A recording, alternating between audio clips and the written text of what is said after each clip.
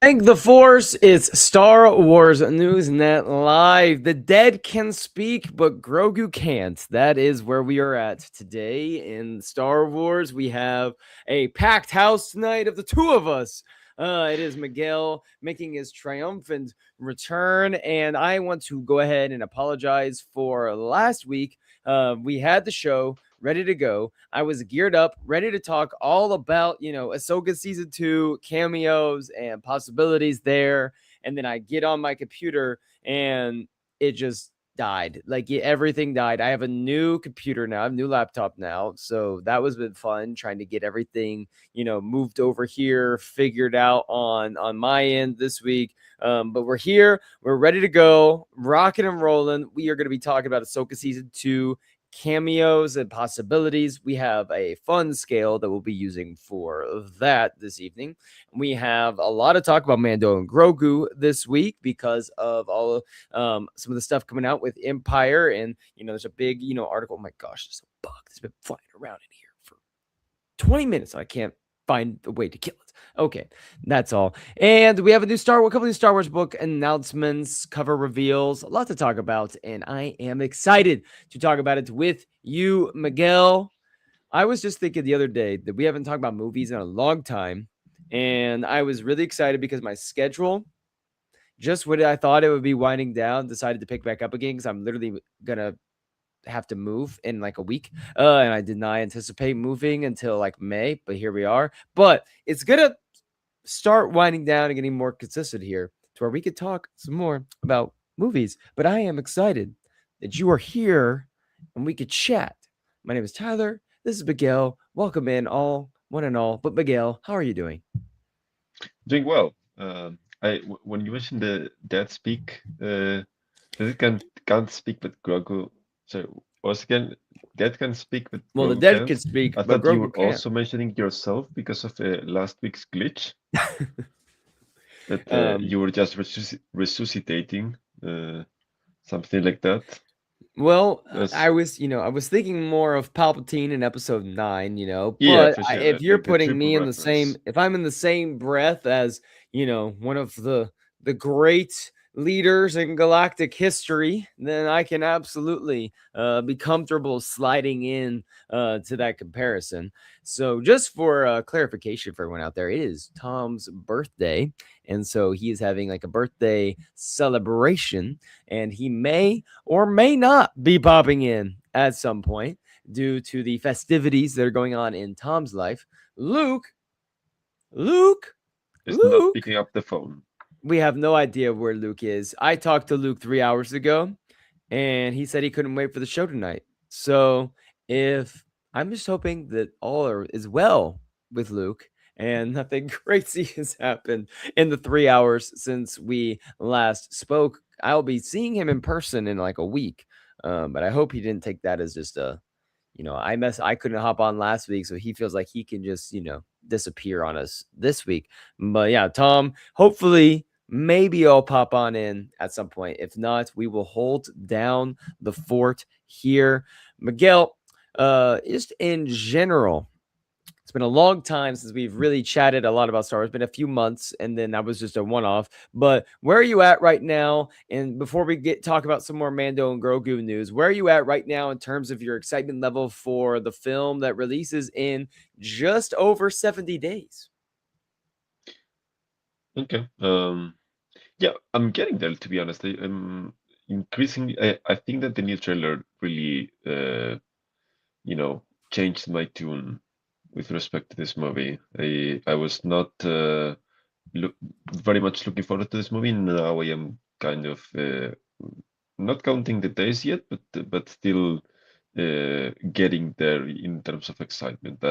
I still have much more anticipation for Starfighter Yep. than for London Grogu, which continues to feel like, a bit of a slow opening. But I'm getting there. How are you? Oh, you know me. I'm locked in. I'm ready to go. I've been counting down for this movie for months. I've been trying to fight the good fight and getting people excited for the Mandalorian and Grogu because, it's a weird movie to just announce as the return of Star Wars in theaters. However, the an argument that I've been trying to make, and I think is somewhat reinforced, here my, some of the things I'm seeing online, no use of the volume in this, they have the stop motion going on, we have some puppets in here, some live sets, obviously there's going to be a lot of green screens. A Star Wars movie at this point, but there's that aspect makes it feel more real to some people than like, hey, we just whip this up real quick and the volume for a lot of it, and then we're gonna I match mean, they other kind things. of did. It's not not what I saw online. Is like they did not use the volume for this at all. Okay, I need to double check my information then, but I thought that they used it quite significantly. But okay, I saw it on two accounts that I follow, and was it today? I haven't really checked in with the Empire article, to be honest. okay, I think it was from the Empire article, is what it Okay, was said. okay. If I'm wrong, then people could roast me, but for that. But it kind of adds to what I've been saying is that, there is a level of, like I said, obviously we needed a movie, and Favreau's like the only one that could do this. So he's just going to whip up something together from season 4. But I think it can make a lot of sense for these two to take up the big screen in a return for Star Wars, because when we think about where Star Wars was in 2019 with some of the the backlash that was going on and the divide between the sequels and diving into another saga epic type film, maybe fans aren't quite ready for that. Maybe there is a level of just in general, let's get audiences back kind of in the zone, excited for Star Wars. And if this movie can hit on levels of like Mandalorian season 2 did, like seasons 1 and 2, which were, phenomenons for them, it was absolutely a success. If this movie could kind of channel the same energy and the same vibes that those two did, but on a much bigger scale, because you're seeing it on, an IMAX screen, I think that's honestly could be a perfect segue into a big year for Star Wars in 2027 with the 50th, with Starfighter, and could be just what, the doctor ordered in regards to where the Star Wars, fan base and the pulse of the fandom is. And given what we've kind of heard about the storylines, some things we're seeing in the trailers, it feels like they are going back to that, it's the two of them, taking on the galaxy. It's the two of them that are going to be going toe to toe with whatever the Empire, the Hutt clans, the crime lords out there have to offer. And to me, that is just a guaranteed recipe for success. Yeah, I mean, so I've been thinking and looking back lately, and it's at least sort of encouraging the fact that even if season 3 didn't hit as hard as we were expecting it to, it's really clear that over the years we've had a really consistent story with these two characters, and that it's been consistently progressing forward as well. So I'm looking forward to seeing where the next chapter leads us to. And it's also clear from the trailer and from the title of the movie and so on that Grogu will be an important part of the movie. I did maybe it was mentioned in the Empire article that Grogu didn't really have that much of screen time in season 1. He is really a pivotal part of the movie as far as we understand. So that's also an important change that is reflected in the title and how much screen time he will have in the And movie. he needs to be on the screen a ton at this point. Like Yeah, he is an equal opportunity member of this crew with Din at sure. this point. It's the two of them. They are synonymous with each other. And if Grogu's character is going to, continue to evolve, then he has to be, taking on like a more prevalent role than just, the kid that's always, getting in trouble and having to be saved by dad. And then he comes swooping in the last second, which I will say, if you are not wanting to see anything for the movie at all, then definitely look away real quick. But this was the new image that we have today, little shot. And here we go. There's this guy in the middle, the bald dude is the Imperial warlord that we've heard about, that's whose name is supposedly we will, be excited to hear if we're big Star Wars fans. But you have Grogu in the cage here.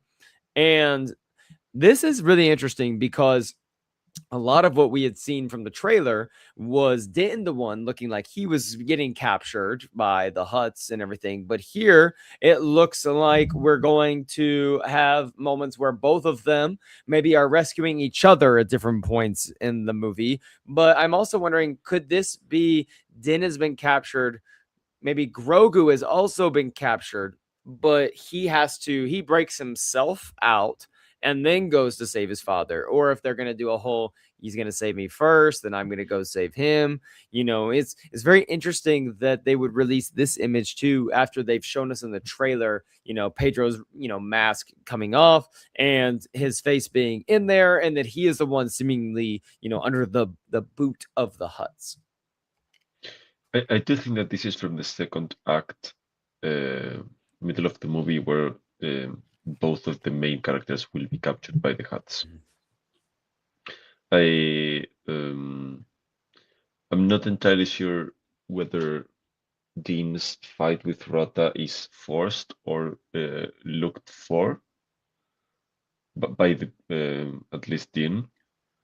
But I suspect that that's kind of where the movie starts falling apart for the heroes, and they're captured right before that, and then they will try to reunite. So it's very likely that both of them will just try to look for each other separately, Right. and escape their own captors respectively. And be reunited in Yeah. epic fashion.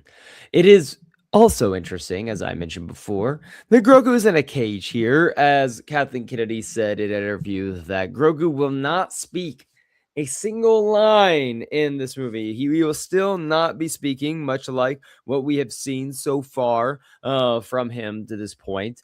And I find it interesting and frustrating that they are just coming out and saying that he's not going to talk. I feel like there's nothing to gain from really just saying like he's not going to like speak. And I am frustrated that he's not going to speak at all, because they keep talking about how, Grogu, he's growing up and he's changed and he's going to take on a more pivotal role. And I'm thinking like, Yoda's supposedly was training Jedi at 100. Grogu's 52 or whatever, however old he is at this point, however many years have passed since he was 50. But, the guy's jumping around. He's wielding the Force. He clearly is very developed mentally. He can do all of these things, but he can't say a single line, like a single word, like real word. This to me, like on the big screen on the IMAX, felt like if they were ever going to start introducing him as a character who, really speaks and has a mind of his own and voices his opinions, this would have been the place to do it. And like no better stage to do it on. And it just feels, a little interesting that they're just coming out and saying he's not talking, unless of course this is all an elaborate smoke screen and he's still going to talk, because you sometimes you can't believe a word that they say about different things. Well, I mean, I do believe Kennedy in that he's not going to speak. I don't think she has, like, if she wanted to keep the secret, she would just not answer the question, but she's not the kind to do that. Like, she's Right. typically straightforward. She's a very mysterious interviewer, because sometimes she will just speak in riddles, and sometimes she just will just give you the answer. It's true that she has lied in the past in interviews, but I don't think. I think that was mostly to save face, and to uh, kind of about developments, and not rather as much about the plots. That being said, I would reserve judgment on whether Grog would deserve to speak in this movie or not until we see the movie, because I know that they're coming up with some character development for him. It's hard for me to judge, what this character development should be until we actually see what they have in mind. So if we come out of the movie and we say, okay, they actually gave him so much to do. We know that there's gonna be at least some flashbacks or maybe some dream Hmm. scenarios where he's like meditating in some Dagobah like uh, Yeah.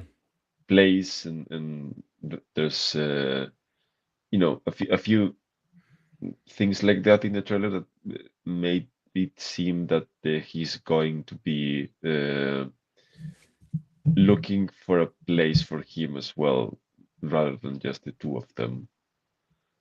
Um, so I think that will account for something. And the Yoda line of training at 100, maybe it wasn't 100 specifically. Maybe it was like 125, which when you're 900 years old, you're able to round down. We have a whole pod on when do you think Yoda's first word was uttered? It's just crazy. Like, if he's gonna, Right? I don't know. It's just funny that he's gonna go on this whole mission where he's recruiting the Anzellans to come with him, possibly to go save Din, Yeah. and he's gonna go on this whole trek. But you can't even say, "Dad, I've saved you. I love you, Dad." I don't know. It's just interesting that, and I'm not saying that I'm gonna be screaming at the theater afterwards, being one of those insufferable people that make some rage video after they go see something.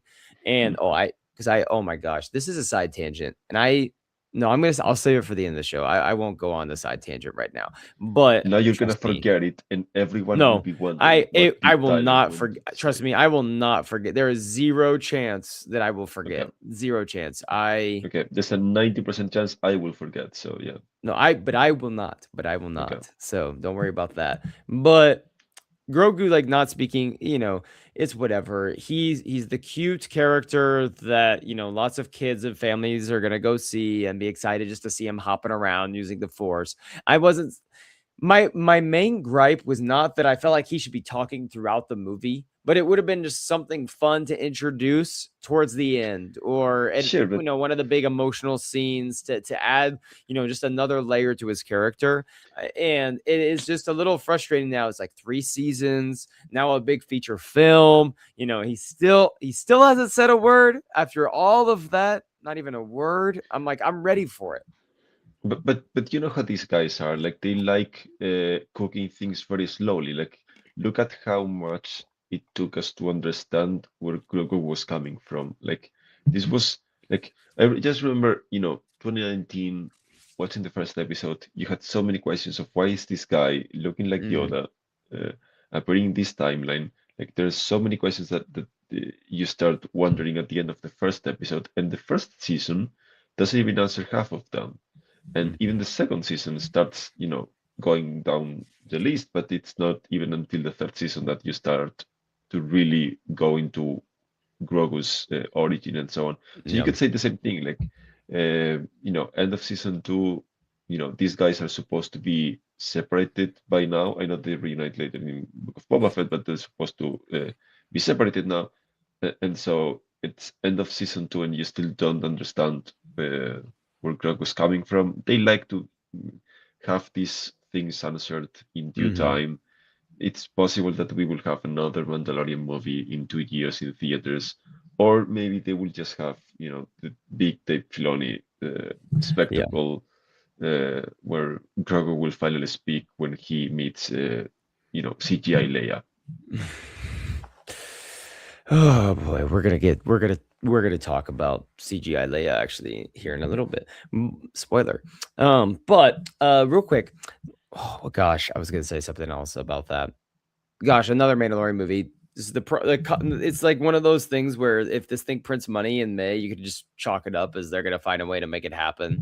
I'm just really curious to see what that It's line possible, is. but there's something else that not many people are talking about, and I've mentioned this in my Sunday pieces a few times, and it's that Jon Favreau's contract with Lucasfilm is up. Like we don't really know what Jon Favreau is going to do next. You know, Is that it's. why Din's gonna die in this movie? He just said, I'm good, I'm I done," mean, I'm and not saying that, but it's no, I'm just saying. He had a 5-year contract that went from 2020, I think, through 2024, 25. So depending on when it exactly started in 2020. Um, I think it was up at the end of 24, which this movie falls under. The production of this movie fell under. Mhm. He stayed on as the director, but he is no longer in a development deal with Lucasfilm. So they're, this is one of the reasons why they're not, pumping out 3 seasons of new shows every year. That the Fab is not really producing anymore that much. Also, there's a higher Disney mandate to not make as many expensive shows, but so But he's mhm. gonna cost them a little, uh, quite a penny. Well, that's what I'm saying. Like, I wonder what the line is on this movie. Like, how much do they want to see like made from it for them to be like, okay, yeah, just let's bring Favreau back on a big contract. Let's go ahead and like ramp up another one of these in the can or another big season, something like that to feel comfortable moving forward. I did see something out there about Katie Sackhoff saying she cannot confirm or deny, her role in the movie, but she's confident you're going to see Bo-Katan again. Is that, we've been saying for a while based on what we've been hearing that we don't think she's in the movie, but hearing something like that kind of makes me wonder, oh, maybe she does have a brief role in this one. It made me like turn my eyes a little bit. What do you think?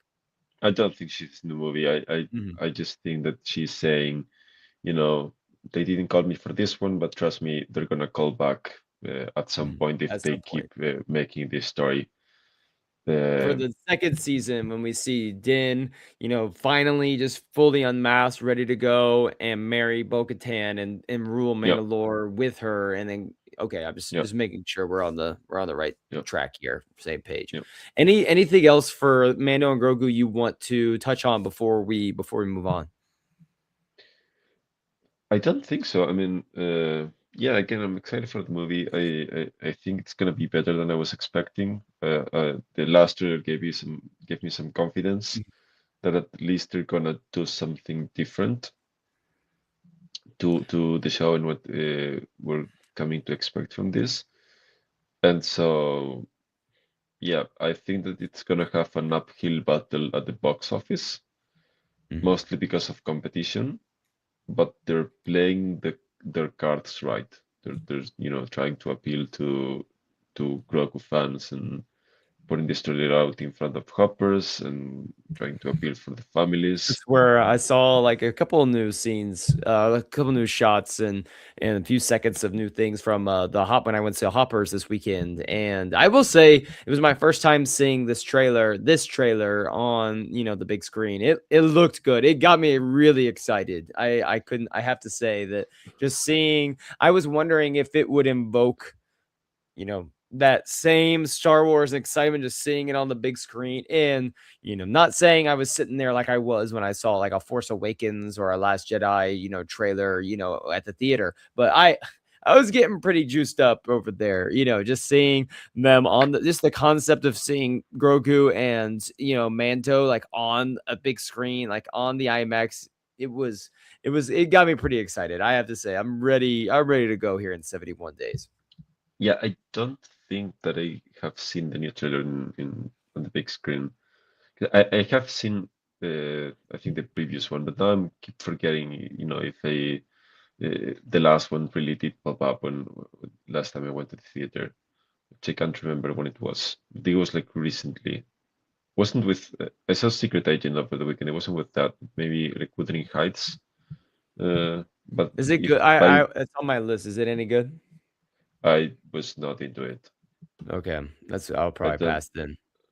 I I mean I don't know. I've been holding I off was not. on seeing one battle after another because I missed the initial theater run, and it's been Mm, on streaming for a while, but I've been waiting for it to pop, back on because I thought they might put it back in theaters like leading up to the Oscars, and it is showing tomorrow at a theater near me. I was thinking about going to go see that one. I would definitely recommend that much higher than Mhm. Wuthering There was Heights. there was a few others out there that. I'm I am Mhm. not a Heights book fan. I haven't read the book. I'm not one of those people suddenly popping up with a huge knowledge of the book and so on. I just, as a movie, I was not into it. Okay. All right. Good to know. Good to know. So, anything else for Mando and Grogu before we move on? No, no. All I think right. that I've been saying this for a while. I think that this movie can cross 600. Mm-hmm. Uh, that's like a Would good love line that. for it. Mm-hmm. So we're gonna play a game. It was a fun Good. game. It's gonna be a great game, an exciting game, and this is about Ahsoka season 2. Cameos that we might see in Ahsoka season 2. I Full have accountability. full count. I have 1, 2, 3, 4, 5, 6. Wait for it. 7, 8, 9, 10, 11, 12, 13, 14 cameos that we can go through, maybe if we feel like it. And we're going to play a game though.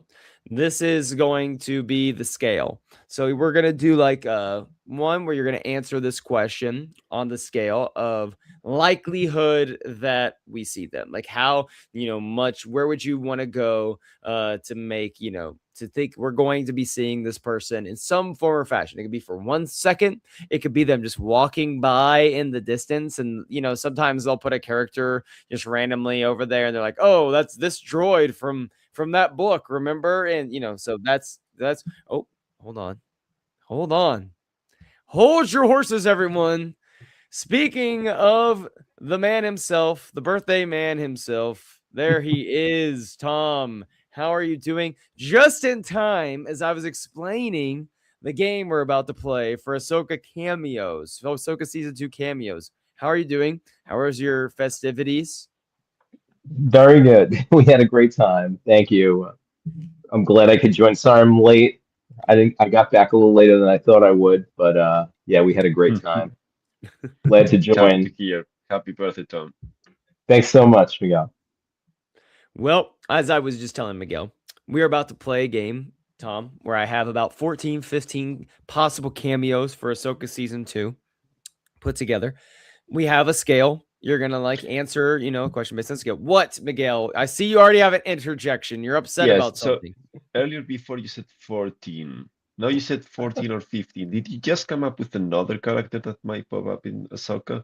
Or Oh, did you yeah. just count wrong? No, I came up with another one. Good, okay. Just keeping tracks, Yeah, of course. Of course. Anyway, so, all right. So this is what we're going to do.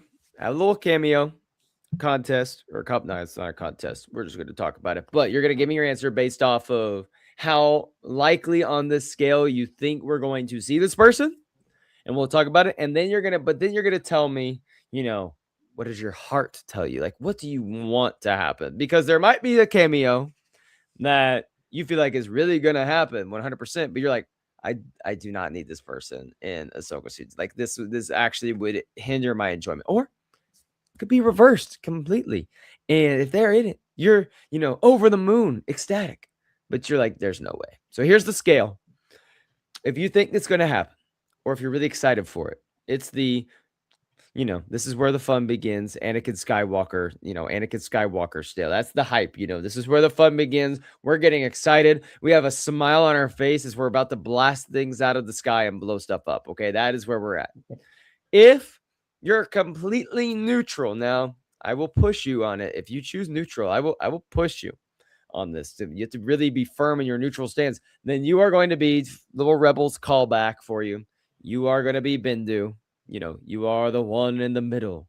I hated his character. Just like I hate people that sit on the fence and don't make a stand. Okay. All right. So that's Bindu. And then because we're going to make you take a stand tonight, the only other one is you are Chancellor Valorum. And we are instituting, there is a vote of no confidence. No confidence. Chancellor Valorum style, vote of no confidence. That is where you're at with this cameo. We understand the assignment. I We're do. ready to go. Yes. Ready. All right. We'll go with the first one. Put him up there. Obi-Wan Kenobi in Ahsoka season 2. Tom, oh my goodness. Oh my goodness. What is this? And Luke is here. Hey, Oh, full house. full house. It's a full house. Oh my gosh. And the best part is I get to go through and explain all of that again because Luke decided to pop in as soon as I finished explaining the game. Luke, how are you doing this evening first? Let me just remove that. You pretend like you didn't see, pretend like no one saw this. I didn't see that. I don't know what you're talking about, but it's my dad's birthday. I've been on the phone with him for quite a while. So Papa Tom is your Sheehan, dad? happy birthday. Tom is your dad? Reveal. Dude, no What? way. I am your March father. 12th? Yeah, my birthday today. And Man. Tom just got on the call because of birthday festivities like 2 seconds ago before you hopped on, Luke. This is a coincidence I think only that is possible everyone- through the Force. Is there something that you two have not told any of us? I think We should. all of this is just a bunch of bullshit, and you just forgot to change the time because of daylight savings. Yes. Oh my. Daylight savings, the bane of my existence. Oh Yes. my gosh.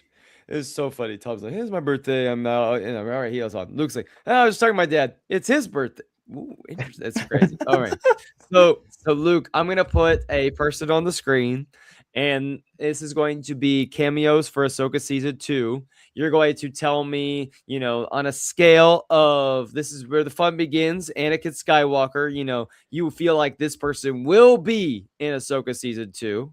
Okay, and then if you are, the man in the middle, you are Bindu. Okay, that's Bindu. If you're like, completely neutral, could go either way on this. Now, of course, I will push back on this because just like I hate Bindu the character, no fence sitting unless you could put together a great argument. That's like for it rating tonight, something okay? a 7. Exactly. We don't do that. We don't do that here. All right. And then if you are, completely out on it, then you're, issuing a Chancellor Valorum vote of no confidence. All right.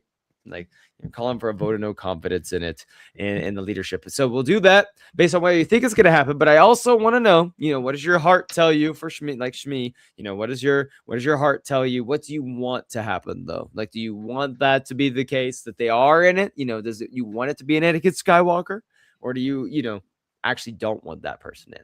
And because we haven't seen anyone on the screen yet at all, this is going to come to a surprise to everyone that I'm putting Obi-Wan Kenobi on the screen first. And Tom, since it's your birthday, I will let you give the first answer to Obi-Wan Kenobi. I will say I would use Anakin for this because I think he is definitely going to be in it. I really believe. I mean, there have been rumors that he was on set. I know his wife is in it, but I really feel like he's going to be back, most likely in a flashback that we've heard rumors of. But who knows? On Peridia, the Force ghosts love to come out and play there. So I think we will definitely see you in Ahsoka season 2. We have a one Anakin here. Miguel, I will throw it to you next since you've been a soldier for the whole 33 minutes and 40 seconds tonight. So hold on, because now I need a repeat of the rules. Yeah, am I voting for what do I want to happen or what I think will happen? So right now, Is I just want to know what you think is going to happen here. What you think is going to happen? I think he will be in it. Okay, so So Anakin, this is where the fun begins. The fun has begun. All right, Luke, your dad has already given his response. Miguel has given his. What are you gonna go for this one? I'm going to vote, it's working. It's working. Okay. I'm going to say Clone Wars armor fully donned. He's going to get his wish. I know he wanted that when he saw Hayden was in that. I'm just going to say yes. He's going to be totally in it. Flashback and all. Anakin from Manslayer. So do we all want Obi-Wan in here? Are we all in Anakin Skywalker's for things? Do we all want Obi-Wan to be in? Or are we someone that's like, not really wanting to see you in again? I mean, I'm just gonna say it. I'd be happy to see him just so that Ewan can just, put on the ropes one more time. Like, give the man a break. He has a difficult time probably sitting around at the home at the house and saying, when are they gonna call me back? Just give it to him. Who cares? Just Filoni likes this nostalgia cameo fest, so just why not? Tom. Yeah, I agree. I feel like with Filoni behind, uh, behind this, I think that just increases the chances so high. Do I want to see it? Of course, in moderation. It doesn't have to be. From what we heard so far, what we've pieced together, there's going to be a lot happening. We talked about this at length. I think in another show that there plot wise, we kind of have like all these pieces that they need to carry over from season one, the war that's going to happen or the battle that's going to happen with Akbar and Thrawn. So I don't know how much room there is for a lot of viewing. So I hope they just use him in moderation. Mm-hmm. Luke, I know you want some Obi-Wan Kenobi. Yeah, I'm hoping for just a little bit of Ahsoka in moderation while Kenobi soaks up most of the screen time, actually. Obviously. I would hope that he gets a couple minutes in an episode because I think he's great. He is great at Kenobi. So I'd love to see maybe just him and Ahsoka. We had a really cool couple moments with Anakin and Ahsoka in the first season. I'd love some Kenobi and Ahsoka one-on-one chat. I'll take, this is where I'm at. I want Ahsoka, Anakin, Obi-Wan together, 2 Force ghosts on Peridea. She's talking to them. It's a brief scene. She's in a moment of extreme either peril or uncertainty about what course of action to take. And she, is meditating, seeking the guidance. And it's like they are both there to give her some sort of wisdom or counsel, real fast. And we could see, a Ewan, Obi-Wan and Anakin conversation post Return of the Jedi, which would be fascinating. And then, we get to see that through Ahsoka's eyes, I think would be really interesting. So that would be my hope. I think that it's possible that the most likely thing is some sort of Clone Wars, flashback scene. I would say that's probably 99.9% what it's going to be. But my personal preference would be, the former. I agree, but I don't think. I agree that could happen, but that does not exclude some Clone Wars flashback, and I don't think that if they're gonna bring Ewan back, Filoni would leave on the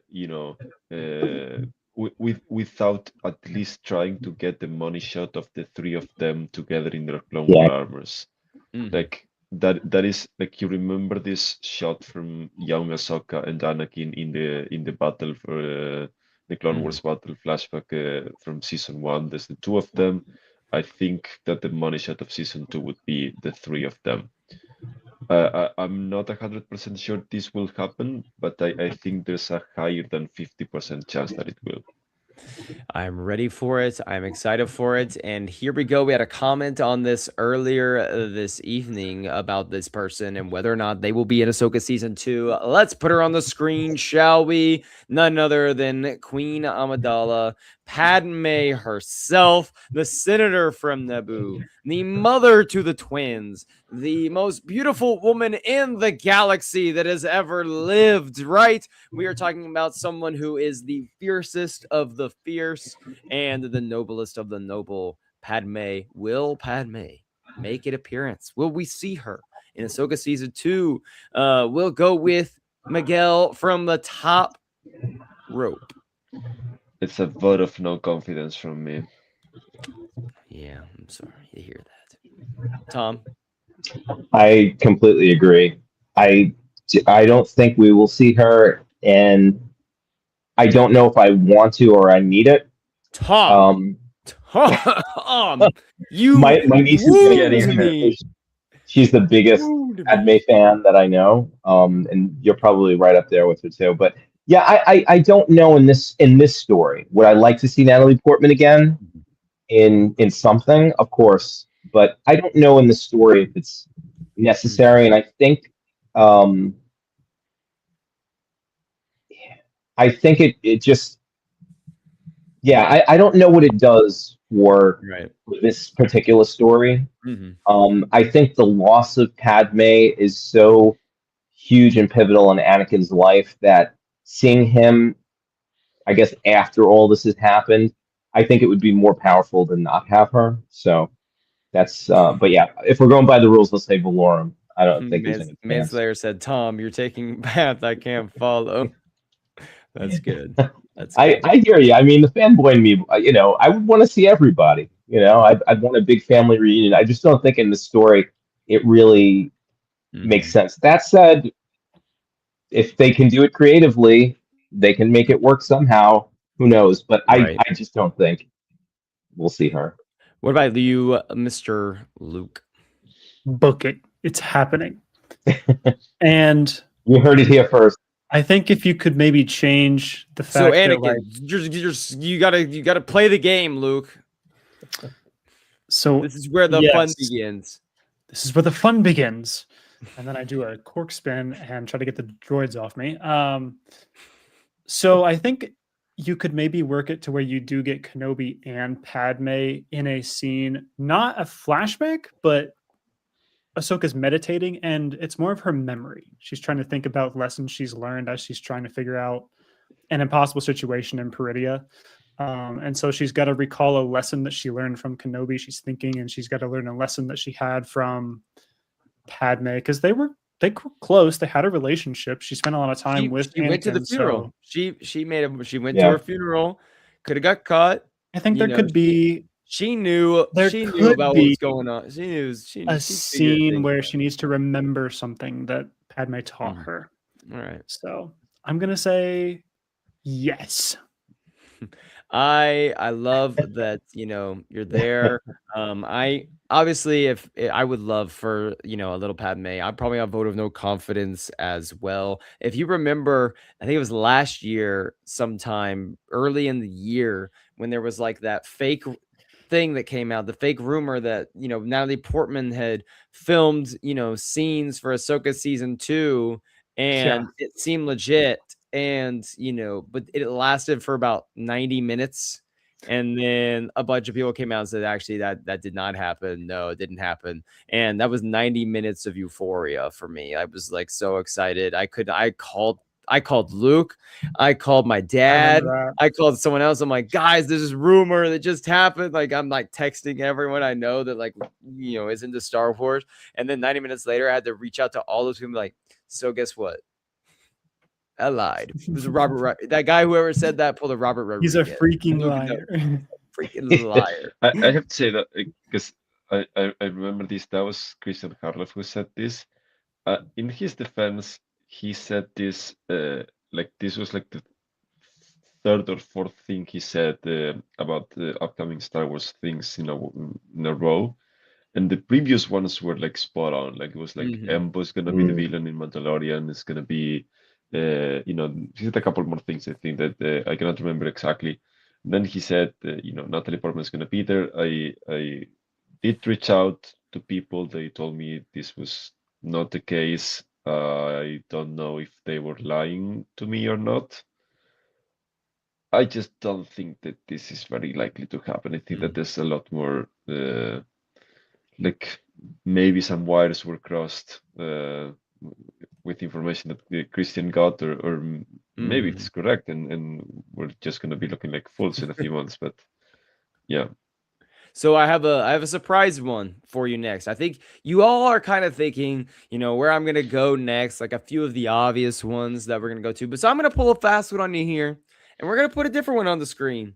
And I think this one is possible, considering that, we saw 3PO previously. So I wouldn't say it's impossible to see someone like this. It's very close to a lot of characters who are going on this time. One of the titular characters of Star Wars, an iconic character. Let's put Chewbacca on the screen here. Is it possible that Chewie shows up here? We saw 3PO as an ambassador, for Leia in the last, in the first season. If they're not wanting to bring in, the big three and do the CGI or recasting thing, Chewbacca is an easy, ambassador to, those three that you could bring on in some form or fashion. It doesn't take much. Could Chewbacca make a quick appearance in a battle? Could we hear a little throaty roar from him at some point? Luke, we'll go with your direction here, since you've been, forced to be third the first couple of times. And that's okay.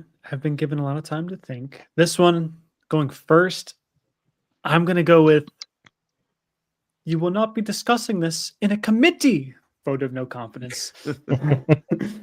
uh Man, I really want him to, but I don't see it happening. I just don't see it. So we got a Valorum from Luke on Chewie. Tom, are you going to join him with Chancellor I Valorum? No, actually, I'm gonna go with Bendu because I feel like 3PO, it's pretty simple to get.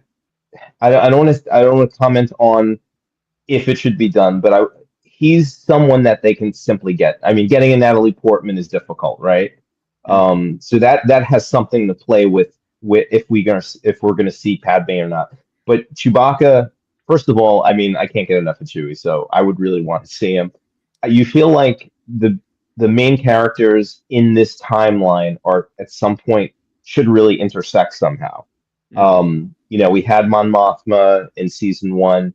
We had 3PO, which was, I mean, it wasn't just fan service. I felt like that was actually that it was pivotal to the, Made the sense. plot of that one, It but it makes 100% sense. made sense. It, Like if Leia's um, not going to be someone that steps foot to have that conversation, who right. would be the next person? It's 3PO.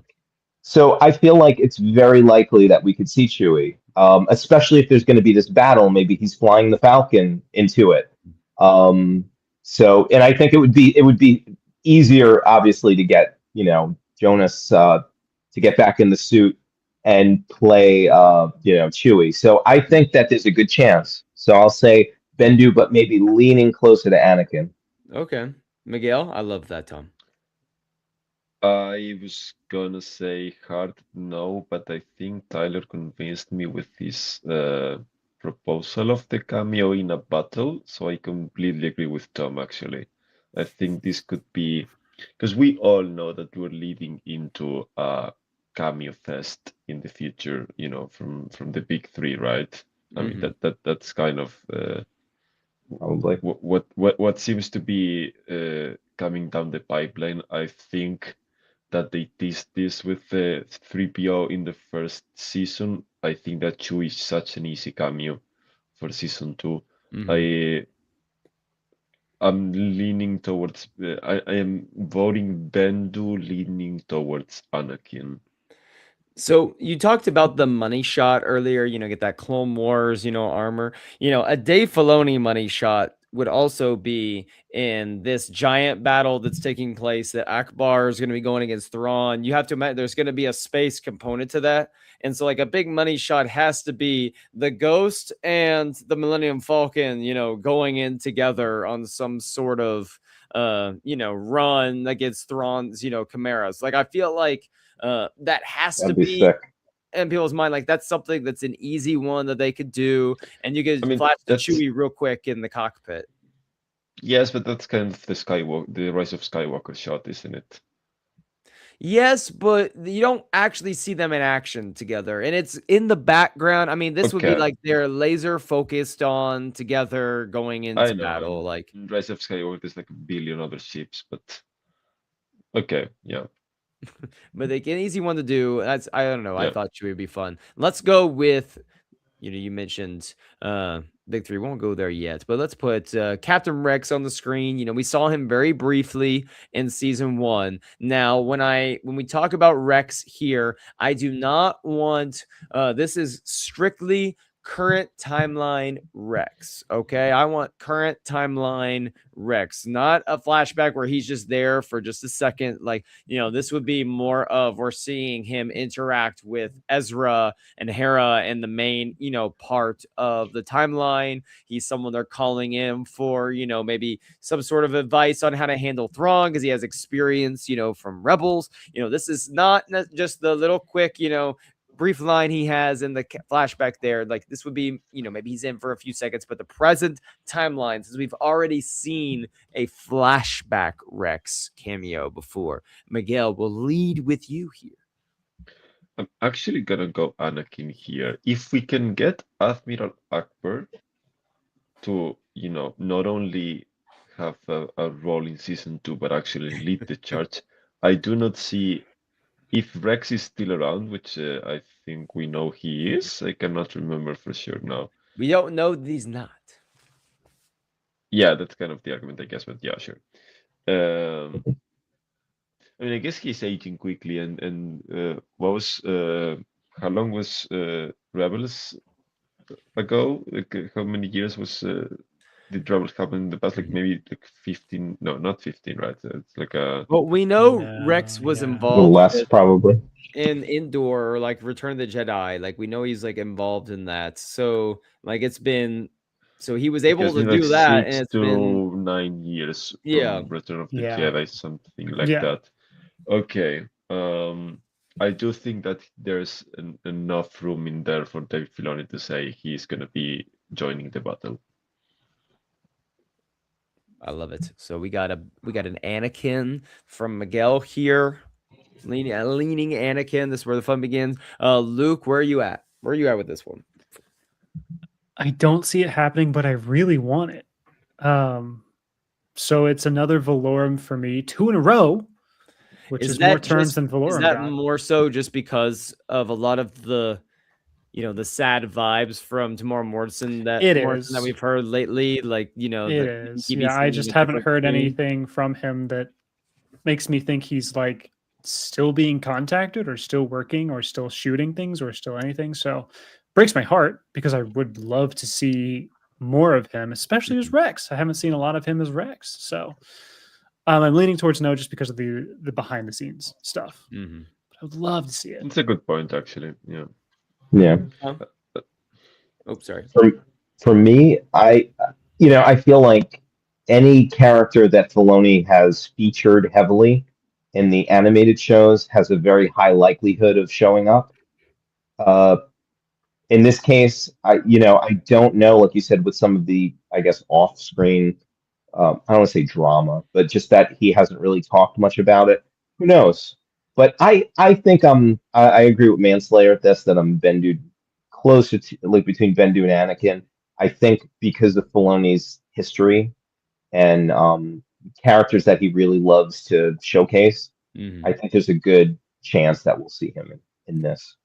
I'm gonna go Valorum, like just on my own Mhm. end, because I kind of with Luke. I feel like if Tamora Morrison was gonna be in Star Wars, like I just feel like he's one of those people that can't really play that sad card over and over. Like he kind of wears his heart on his sleeve. Like, I don't think he'd be, oh yeah, they just got rid of my number. They never called me. I'm ready. This is someone that is so excited to be involved every time. Like I feel like he would be one of those people going, and when he's asked, like, oh, you never say never, like I don't know. It's he would be one of those you could probably spot the lie a little easier versus what he's been saying. But I would love if that is not the case. Let's put Luke's second favorite character of all time on the screen, shall we? Let's put Kanan Jarrus Oh my. on our screen here. We know that, I'm blanking. What's the actor's name again? Freddie Prinze Freddie Jr. Prinze Jr. Yes, Freddie Prinze Jr. Freddie Prinze Jr. has long since said he's not doing anything Kanan related. That Kanan's story is finished. But if he got the call for whether it's a flashback sequence or a force ghost or a force voice, he maybe would he answer that? I don't know. Tom, what do you think? Where are we at for Kanan? Well, even though he was not in season 1, you felt his presence, I guess you would say. So again, it's getting back to Dave Filoni and his the characters that he's really been responsible for and showcasing in his animated shows. I don't know if we'll see him. I think he'll be mentioned, but I don't think we'll see him. So I'm gonna go Valorum with this one. I love the fact that I just noticed that Ezra's just like crouched down in the corner behind him in the picture. Like I'm pretty sure this is from season 1 when they're trying to escape the Grand Inquisitor for the first time. I think But so. I just funny how you look. I just noticed that he's just out back there. I think he just got yeeted across by the Great Inquisitor. But Luke, where are you at here with Kanan? I'm gonna go. This is where the fun begins. I'm gonna Whoa. say, yeah, shoot, put it in. Like, if there's enough force stuff going around on Peridia, and we're gonna be talking about the world between worlds. Maybe we've already done that. Maybe we won't do that again, but there's enough weird stuff, unprecedented stuff going on with Peridia. Maybe there's time for some type of odd little flashback. It's not going to be him resurrected. He has died, but maybe there's a vision she gets to see that she needs to see, that Kanan taught her, that they had some time on, what was that? Moraband, Koraband. Like, see, I don't think if Kanan's showing up, has nothing to do with Ahsoka. It'd be 100% being related, Ezra related, or Jason. I'm thinking Jason related.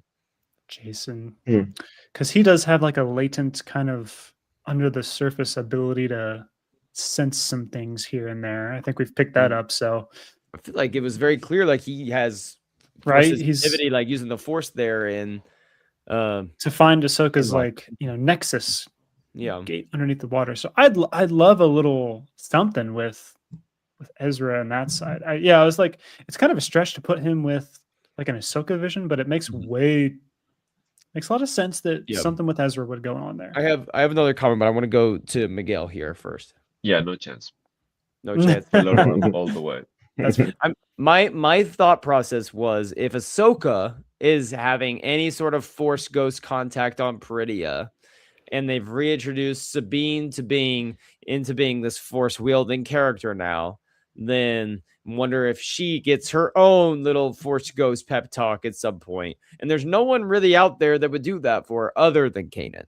So if it's like a quick scene where something like that does take place, then and it's involving someone other than Ahsoka, then it would make perfect sense for him to be able to appear in that moment. And I know that like the Force ghost stuff is just so interesting, because you have the whole like Yoda, like Qui-Gon's learned how to come back, and he's the only one that could figure it out. And then you had to be taught all of this, but Anakin died and he came back, and no one said anything, but it was like, well, he's the chosen one, he figured this out. And I don't know what your guys' philosophy is on like Force ghosts and everything. My philosophy is pretty much like anyone can figure this crap out at this point. Like anyone can figure this crap out once they enter the netherworld. Qui-Gon was the one who just did it first.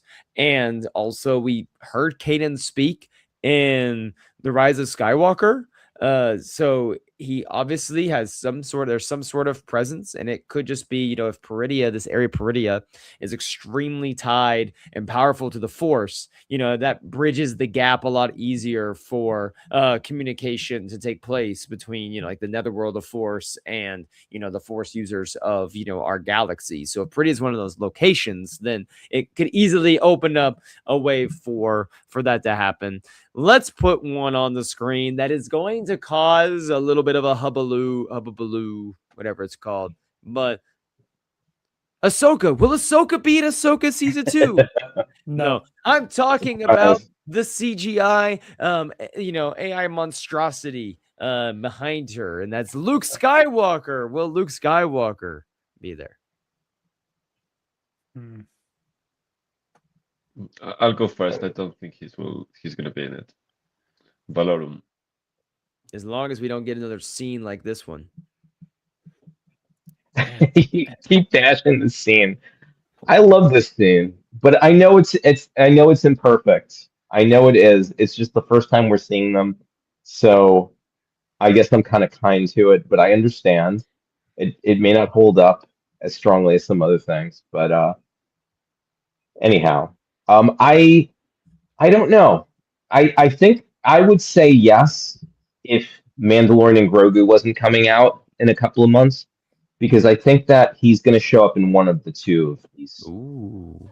I think that they wouldn't waste him, but I Luke is my favorite. He's my number one. Well, yeah, he's your son. Like, you guys had a great conversation before for the show. I'm never letting that bit die. After tonight, I'm never letting that bit die. I'll pat him on the head. He's such a good kid.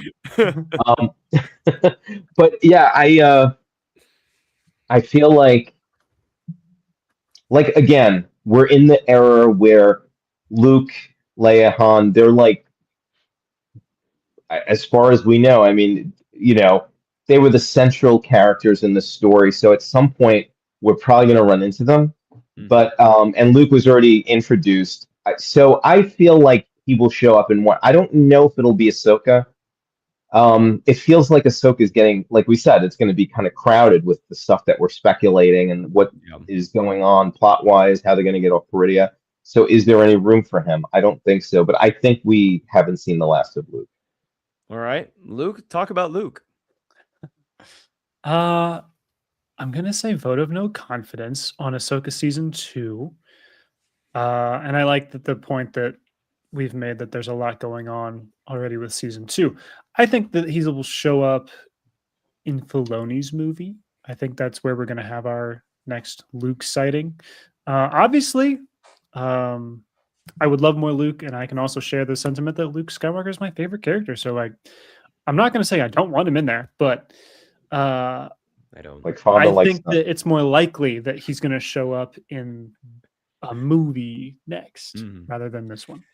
So I think it's Valorum on both accounts. I don't want Luke in it, and I also don't, because I just know they're gonna do the same kind of CGI, like the same kind of voice, or the face, voice, whatever it's called, technology, and I hate it. Like, I genuinely hate it. Like, every time I watch it, it just doesn't feel like Luke's talking to me.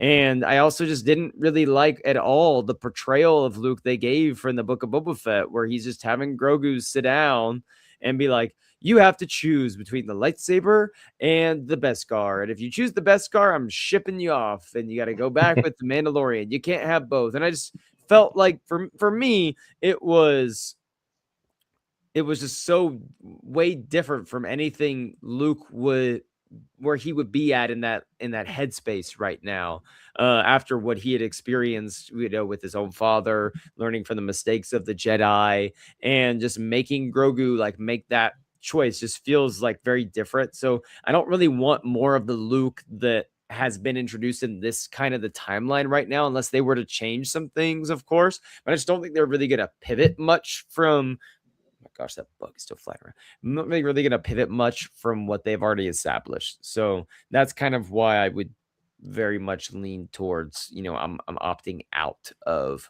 this one. But, they've already introduced him once. But I also think it'd be kind of funny, and not to rain on Tom and Luke's parade of wanting Luke in something big someday. I also think it'd be kind of funny if, 50 years from now, everyone's going, what was the last time we saw Luke Skywalker? And it's just like the Book of Boba Fett.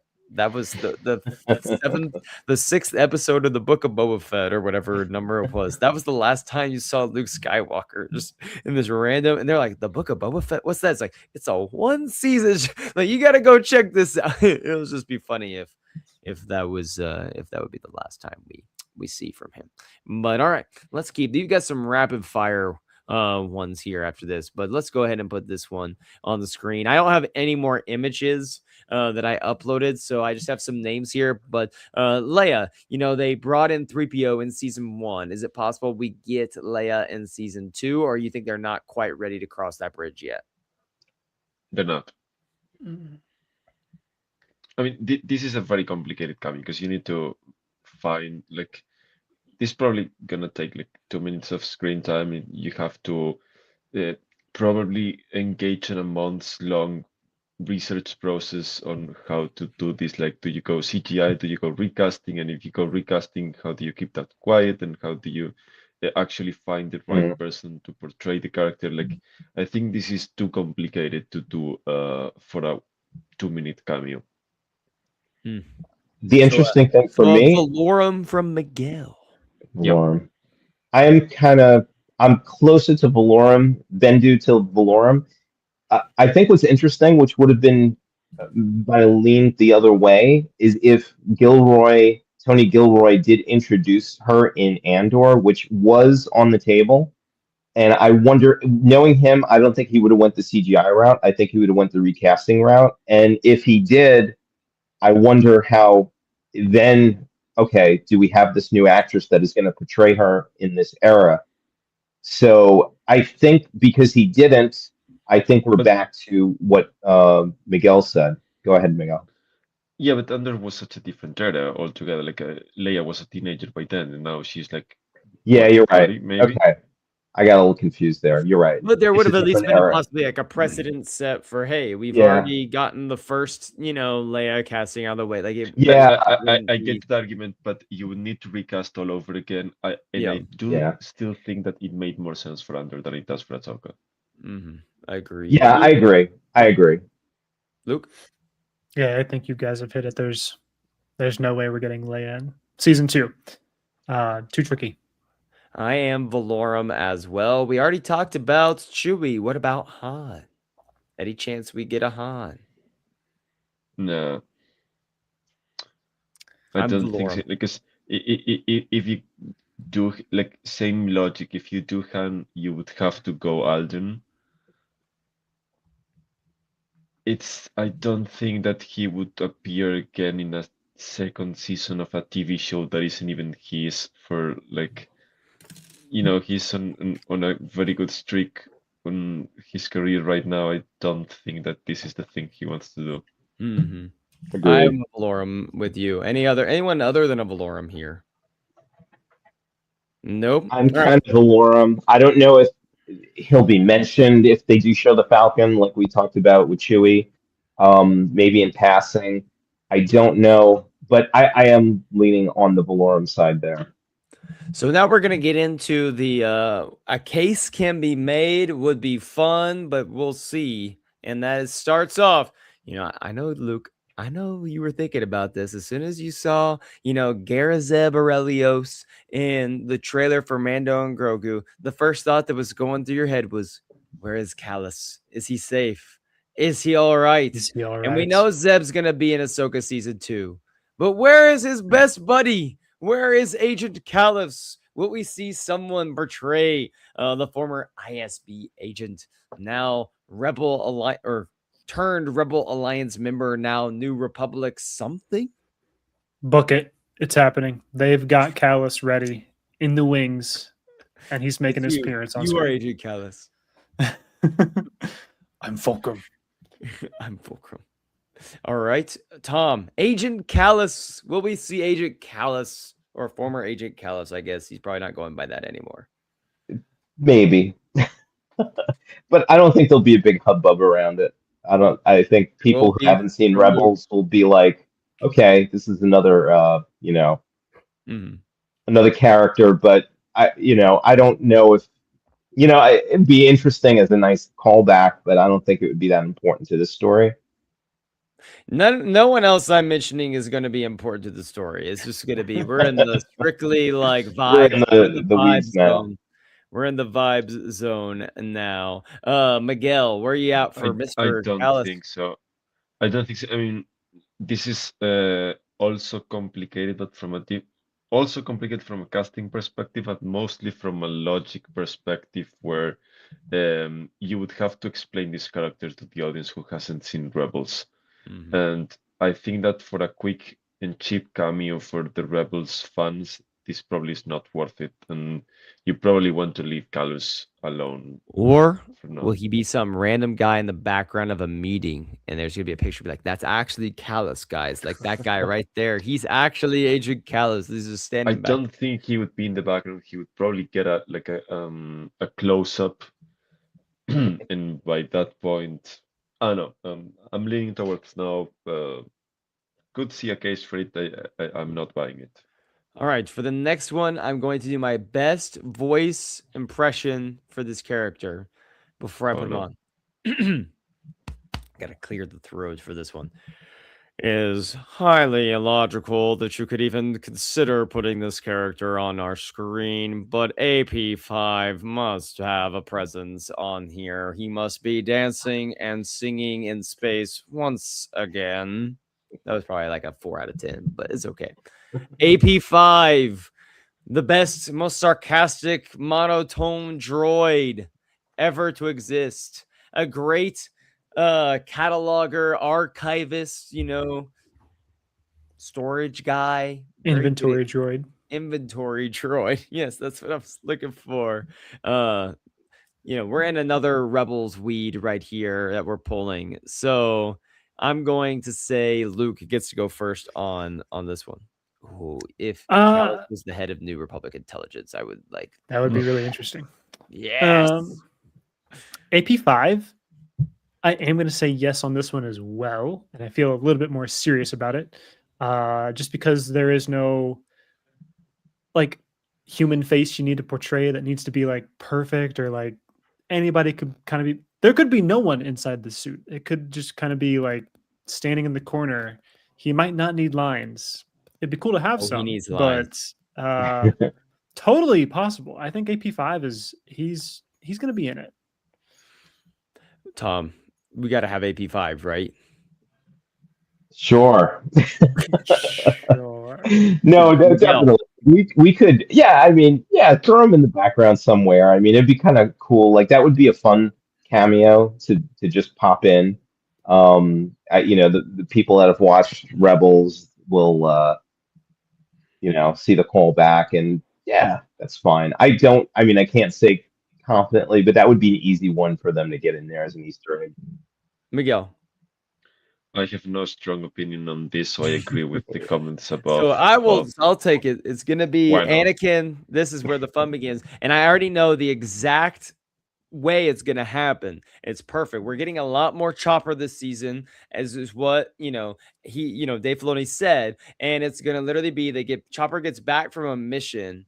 And he's like zooming on in, and there's gonna be like main characters walking, like Hera and some are walking. Chopper's gotta go somewhere else, and we're gonna hear him do his little beep boop bop beep boop, and we're gonna hear then AP5 is just gonna be walking next to him going, "You couldn't possibly have done all of that. You are full of yourself once again." Like it's just gonna be like quick banter between the two as AP5 taking him off, and it's just gonna be one of those where if you don't know anything about Rebels, you're gonna watch them like, oh, that's kind of funny, like some droid banter. And if you're watching Rebels, you're doing the DiCaprio meme, you're like, yes, yes, yes, like the whole time. And I'll probably text Luke as soon as we watch the episode, AP. And then the entire time we're on the show that week, I'll be talking in that voice. All right, this one's a fun one. This guy has relationships with people that'll be on the show. This person is a legendary voice actor, voices this person that will be at Orlando MegaCon next week. Hondo Onaka. Could we possibly see a chance for some profits to be made this season? Tom, you got to give me the goods on Hondo here. Yeah, I think we're going to see him. I think that I don't know how he would fit into the story, but I'm surprised that he hasn't shown up yet in the Filoniverse. I'm very, very surprised by that. So I say, why not? We'll see him.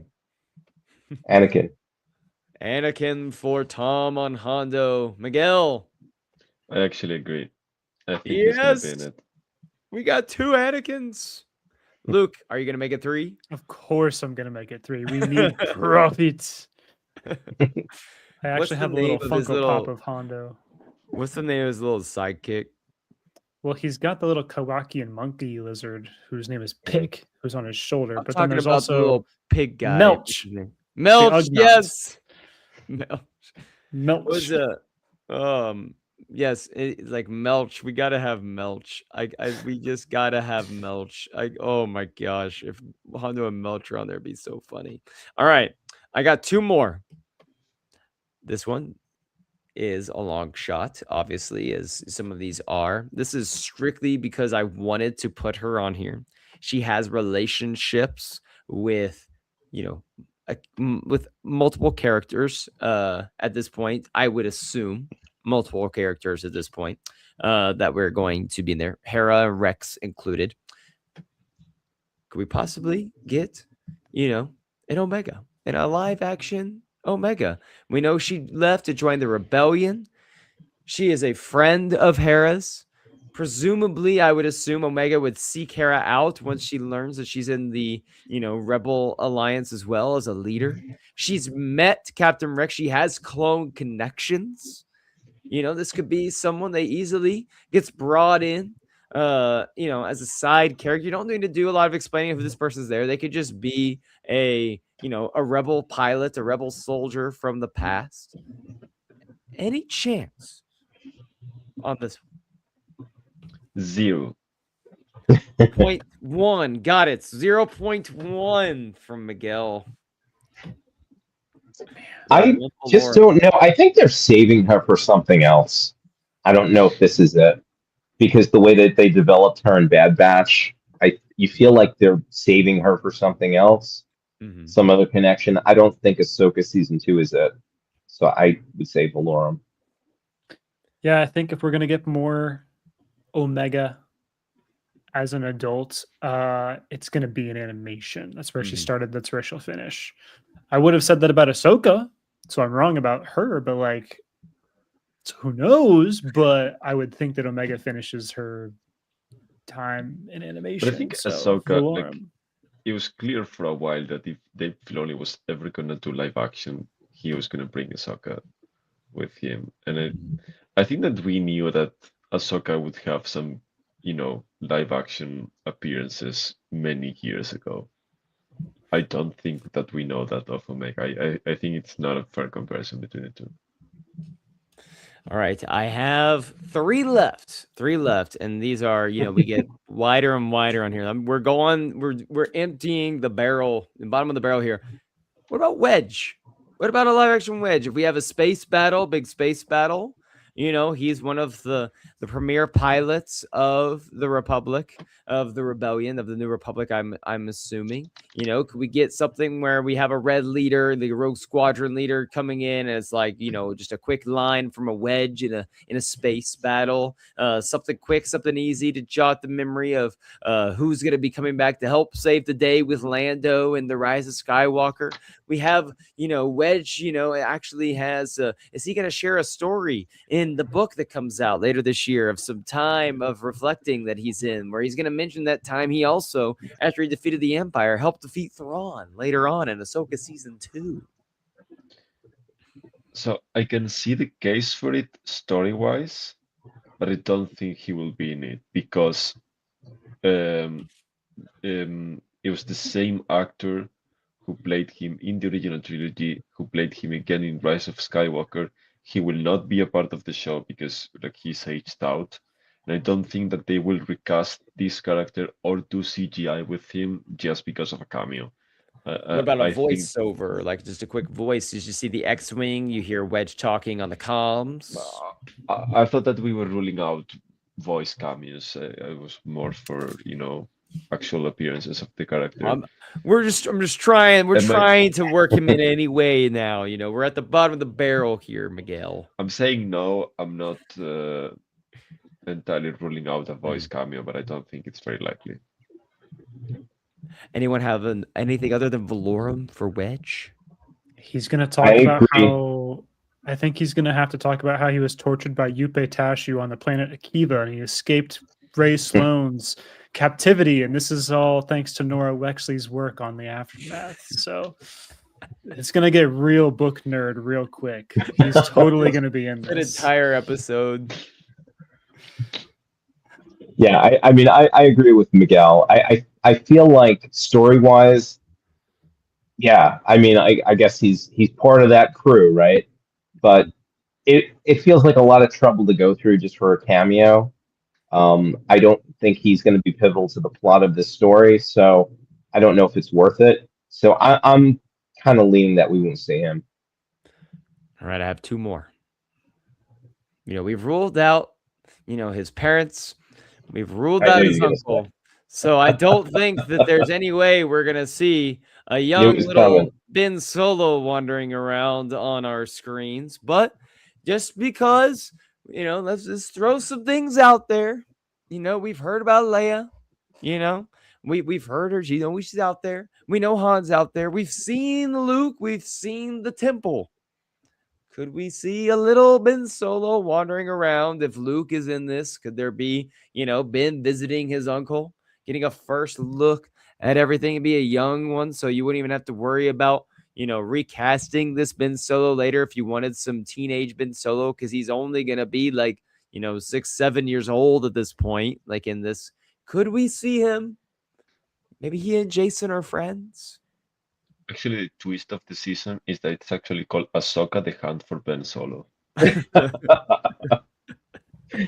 We won. I'm there. We did it. We won! did it, guys. We did it. We did it. I'm gonna say That would no. be epic. For all of the reasons Probably above. not. Yeah, it's none of the main characters show up as cameos. It's very unlikely that we'll see him. And I don't know how he would fit in if it's not around the family dynamic. So I don't think this is going to be the vehicle for him, unfortunately. Luke? I mean, I think actually Luke Skywalker will be in it now, and he's going to be teaching Ben Solo, and he's going to say, Ben, you have to choose the chainmail or the lightsaber. And if you choose the chainmail, you're also going with the Mandalorian. I know you don't know him, but you're going to have to. Anyways, no, I don't think he's going to be in the show. So, last one. This is for Luke only, because I think Oh Luke is my- the only one that will give a crap about this. I'm mostly putting this for fun, just for some giggles. Our favorite man, Vizago, Luke. Zago. He's going to have a broken horn and all. He's totally going to be in this, and he's going to sell them munitions that they need to blow up some station to ruin their supply line so that way he can make a profit as well. Yes, 100%. So, just to go through a quick rundown of all the characters that we were able to navigate today, we talked about Obi-Wan. We talked about Padme. We talked about Captain Rex. We talked to Chewie. We talked about Kanan. We talked about Luke. And then we went through Agent Callus. We went through Leia. We went through Han, AP5, Wedge himself, Hondo Naka, Vizago, Omega, and Bid Solo. We went through the whole gambit here. I'm very proud of the work that we were able to do. It was excellent job, everyone. I really scraped the bottom of the barrel trying to come up with as many cameo lists I feel as like there are some like low-hanging fruits that you left out. probably. Because like I was thinking like what are the chances that Dean shows up? Oh, If- like I didn't. Like I think that Din is there's a very good chance that You think so? he's in it. Yeah, if depending on how this movie ends, like if they're wanting to tie the movie at all into what's going on with Ahsoka or whatever, if there's a big space battle going on, like I think it's very easy. They're pulling in all their resources. Like if he's alive at the end of the movie, I think it's very easy as the M1 Starfighter or the Razor Crest that he has pops in and he Okay. makes a brief shot. Like it would not surprise me at all. I'm Yeah, not saying I'm making it, but it wouldn't surprise me. I would have said that there's a better chance of Ewan showing up than there's of Dean. Yeah, I'd agree with that. But okay. I was also thinking Yoda maybe if we're going down the rabbit hole of Force Ghost cameos. Maybe could be interesting given the relationship. And they've communed in some fashion before, given that he waved to her once. Also an easy cameo because you're not relying on casting. Yeah. It's just a puppet. That's true. Yeah. I just kind of feel like they're leaving Yoda alone, I don't know. Probably, yeah. Yeah. Real quick before we get into some recommendations, I did want to talk. This is going to shift gears completely into book talk, but the cover for Reign of the Empire, Edge of the Abyss by Rebecca Roanhorse was just dropped, and I love this cover. Like I like you got Mothma, you got Bail with a young Leia next to him. You have Luthen Rail, you have Saw Gerrera. Like it's a really Anto good Krieger cover. plus 30 men. Anto Krieger, you don't see the 30 men with him there. I have one issue with the cover. One issue with the cover that leads me to one issue with where the story I think is going to largely reside. Can any of you figure that out? It's going to center on Saw Gerrera, and you don't like him. 100,000% correct. Uh, And it's not that I don't like Saw Gerrera. Like I think Saw Gerrera is fine. It's just I feel like we get so much Saw, and there's just so much of him. Like we got him, in both seasons of Andor. I've watched him in Rebels. We have a lot of books now that have Saw as like a main driving force. There's multiple of them, and I'm just kind of like ready to explore other characters. The rebellion's so large. Like we don't really have a lot of Bail Organa, like with the rebellion, outside of what we saw in Andor season 2, and in the first Reign of the Empire book, he's prevalent. And then like Mon Mothma was a character I loved in Andor. Would love to see more of the beginning, workings there. Give me more Luthien Rail and Clea, who's going to be a part of this. I just feel like when I saw this, I was like, if Saw going to be where the most of the pages are centered around again, like because that when the first book, like my least interested parts were whenever it was the Saw Gerrera, like Sojin stuff. Like that was when I was least invested in the book. Like anytime Mothma and Bail were in there, I was locked in. I know I'm gonna be locked into anything Luthien Rail and Clea. And of course, just for Luke's sake, I'll be 100% in the zone when I'm reading about Anton Krieger and his 30 men, or at least Anton Krieger and how he gets 30 men on his side. Like I'll be locked in on that. God. But I just feel like I'm gonna get the same old Saw, and I don't really need he doesn't develop at all from the character he is, from the first book to this book. He's the same guy through and through. He dies being the same guy. It's why he doesn't live to see the new the new era. But I don't know. I'm curious. Are you guys excited? I'm excited for the book. I just was a little nervous when I saw that. Have any of you three read the first one yet? I listened to the audiobook actually. Okay. Oh, nice. But I'm reading it in a couple months. I was gonna say that it's not entirely out of what they've set up to have Saw me be a main character, because he was also very prevalent in the first book. So Right. It's not like a big surprise or a big twist or something unexpected here. I agree on the sentiment of more Luthen and more Clea, because those two are like excellent characters we know can get to know a bit better. But given how the first book goes, having Saw at the center, it's not entirely out of No, question, it's no? not. It's just it just made me go like, oh, I love that, and I'm like, oh, it's another like, am I gonna have to read 290 pages more of Saw? I guess Like, so, yeah. I'm just kind of. We'll see though. I have not read I don't think I've read anything Rebecca Roanhorse before. Like I'm not She really read, sure I have. what is that? Resistance Reborn, and I did like that one. Oh, that that's takes place Rebecca Roanhorse, Resistance Reborn. Yeah, it takes place between 8 and 9, and Oh, okay. I thought it was worth my time. So I expect something pretty good from her. I have not read that one. I have not heard the best things about it till just now. So that's interesting. Okay, Tom, is this one? If I know you have been like out of the zone in terms of like the canon novels for the last few years. If there is one I think you would like, it would be the Mask of Fear, like first one for the Reign of Empire.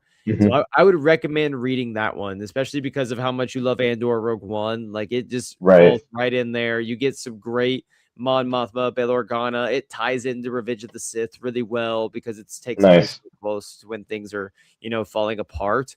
And, so I think you would, and I did now we get the introduction of like Luthen and more of that. Like I think this would be one I would dive in if I were you. When is the release date for this one? September 14th. Man, we gotta wait. Oh, I gotta wait till September. All right. September 15th. Yeah.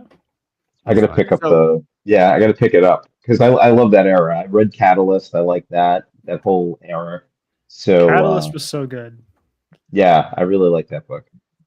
All right, so we've reached the portion of the show where we get to recommend anything to the audience other than Star Wars, something other than Star Wars that we recommend. So I'm going to give you guys a moment to think about your recommendations for the time being, because before you guys hopped on, I told Miguel that I had a side tangent rant that I needed to go on, and I did not want to sidetrack. As I told you.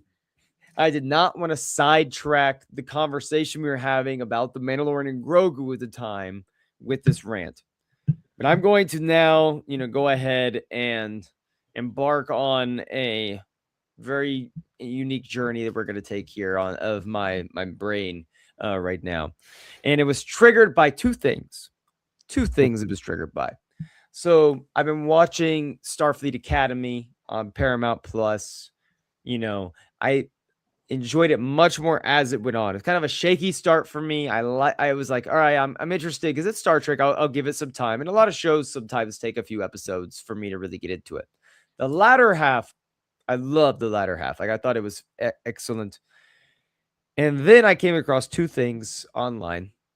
And the first was there are individuals that, and I just want to know, like, what do you guys think the future is in terms of how we consume things and what that looks like in terms of word of mouth, all of that? Because I was like seeing, I made the mistake of searching, oh, what are other people saying about the finale? Because the finale dropped today, and I was like, I wonder what other people are saying about it. And it's been a lot of very hateful things that have been going on about Starfleet Academy, a lot of review bombing, and I get across a ton of these videos that are just 85 minutes on to like, an hour and 20 minutes of watching 4 seconds of something, clipping it, and then taking everything completely out of context and just shitting on something and making it, saying like, oh, this is the worst thing ever. And we're watching something in order to hate it. We're watching something in order to give it a bad rap. And we're not even watching it with the context that is the show is actually about. And it just baffles me that so many people actually watch videos and spend time and energy and emotional well-being to just dive into something that is clearly someone has made just to make you upset or to make someone upset or just to be an upset person. And like, what value are you bringing to the world with that? And by subscribing to that and listening to that, what value are you saying is worth, spending time and energy on? And it angers me that has become so much of the discourse around, like art, around pop culture, around shows and movies beyond what it's always been. It just pissed me off because then I already saw people are review bombing Star Wars Legacy, the Rey and Leia book, are already going on and creating reviews for it and A book? like knocking it, the book, and it hasn't even come out yet. No one's read the book. Like the book doesn't even exist in print media yet for us to consume. They haven't even delivered early screeners of the book to people. But people find it in their heart that they need to go and review bomb this and start talking trash because guess what the book's about? It's about Princess Leia, and guess who else is about? It's about freaking Rey, and we have such a problem in our society with two women being on the cover of a book, and we have a whole entire story about it, and it is just driving me up a wall that you think that somehow that is adding any value to the world or any person of note and decency gives a shit about what you're talking about.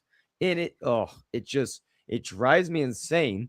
And I just wonder, like, how much worse is this going to get? I think about like AI. I think about, the way that social media and the algorithm has such a grip on people's lives and on and in my life too. Like, of course, because I'm on social media, I do social media too. We all do. Like how much of a grip it has on us. And like, is this problem going to continue to get worse? And it's like, oh my gosh, like Manslayer saying right this, are there not any true knights among you? Oh my gosh, talk about an absolutely epic episode of television that was. Anyway, so that's my rant. Very frustrated by it. It was like really disheartening because I just wanted to go on there and like talk to Star Trek fans. Because like I get like if it's not like the same, if you don't love it like you love other things, like yeah, it's not my favorite Star Trek show ever, but to say like, oh, it's not Trek because of reasons that are just so ridiculous, it drives me crazy. And then to see some like early review bombings of a book for Star Wars that hasn't come out yet just because Rey is on the cover, just it just reminds me of people that were dropping these hateful reviews on the Acolyte before the Acolyte even premiered. And I'm like, can we save it? Can we save it? And anyway, that's where I'm at. Man, that's crazy. I I hear think you. it's like tough to figure out how to like systematically improve that, because I think it would require the demonetization of those types of videos, because I think they make money and that's why people keep Mhm. making them and getting more attention for them. Unfortunately, it's really hard to like draw the line with how you would even do Right. that. So it's Yeah, no, 'cause it's how do you Mhm. so I don't know. I would say yeah. that That's just why- use your voice when you're in person and people are talking to you and you hear them misguidedly like falling into those same conversation patterns that you're clearly seeing as like, I think you're on the alt-right pipeline YouTube like pipeline here. It's And so it's just like try to save your friend. It's just wild because you have so many people that you'll hear the talking points from some of those videos. You'll hear the talking points when you talk to someone like in real life, and they'll say something. You're like, do you really know Like, what you're while saying you're right mini now? golfing. Or, it's like, and not to be like overly political here, but it's like when Trump finished his State of the Union address and, stood up there screaming and lying for 90 minutes. And Mhm. you have the the little focus watch party that they did on like CNN or whatever, and they're like, what did you think? It's like, oh, I actually was like, really glad he mentioned healthcare a few times, and yeah, I was enlightened by the fact that he mentioned all of these things that are happening right now. It's like kind of blew my mind. I'm thinking like all of this is lies, but like, and it was I saw a tweet out there and it was like, I'm all for democracy, very pro democracy, but when Plato and Aristotle and Socrates, maybe they had a point when they were talking about what would happen if we just gave everything over to everyone, because this is what the average voter is believing. But it all comes back to like how we consume information now and what we've believe, and it kind of plays a role in here, and it does drive me insane. It like fills you with, sometimes it can feel hopeless, like all that kind of stuff too. Mhm. Rebellions are built on hope. Especially with Star Wars, because I want Star Wars to succeed and thrive. And I'm excited about a Rey Leia book too. And to see like this kind of campaign already going. And it just kind of gave me like frustrated feelings of what it's going to feel like when the battles that are going to have to be fought over when a Rey movie eventually gets announced, or like Rey is announced in a future project, and like what that's going to be like.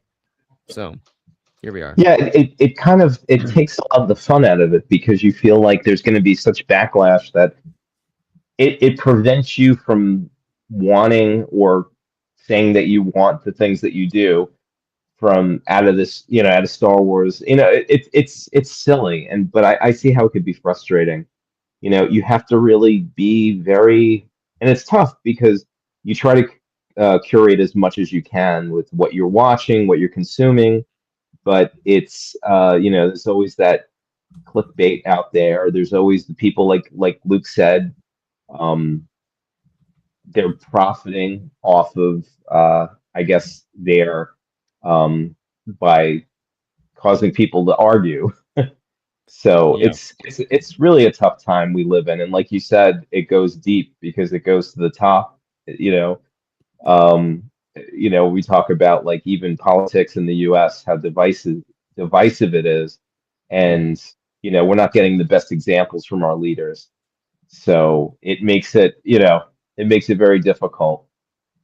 And there's like a deeper thing too, because what goes on is people try to combat some of that by making these like overly like, oh, this is the greatest thing that was ever made, and oh, you're the worst person if you don't like this, or if you try to do this. It's like the opposite side of the spectrum. And it's just these two extremes that go to war with each other. It's like oh my god.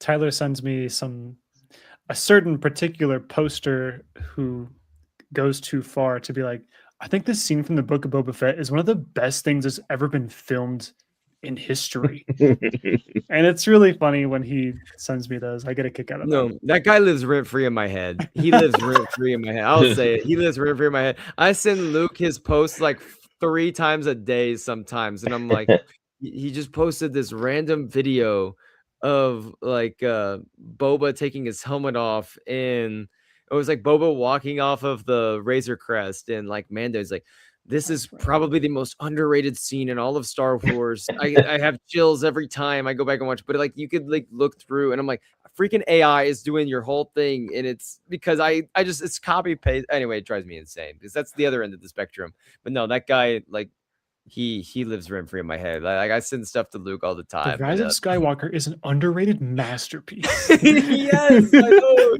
It kills me. Like I'm actually dying.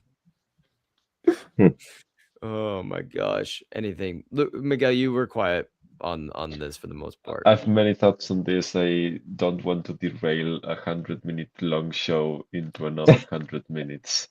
I agree with what you guys were saying. I am fighting a one-person battle over here just because I notice so many people have just, engaged in like they have these points in that are clearly taken from, reading the internet and just not having really thoughts of their own. Like, I mean, I was just thinking that, for example, for Wuthering Heights, I was Ooh. seeing a few people around me saying, not criticizing the movie, but like saying, oh, the movie is not very good apparently because one of the reasons they were giving is that wasn't really following the book properly. And I'm like, so have you even read the book? Do you even care about the book? Like, what do you care that the adaptation is faithful or not? If you see the movie and you actually like it or That's a don't good like movie. it, then form an opinion. But like, Well, what do you care that other people are saying this or that? you I- mentioning that though, I do want to say something. If you're not going to talk about it too much, I do want to say something for you. Mhm.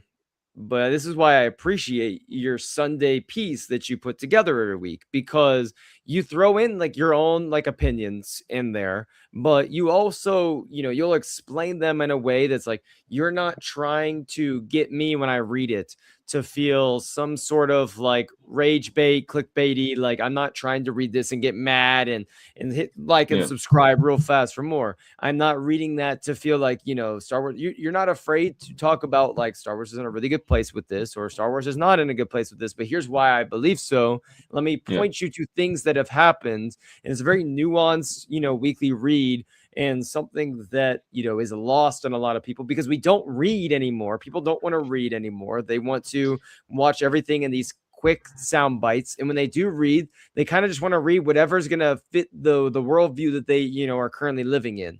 And so that's why I really appreciate every week.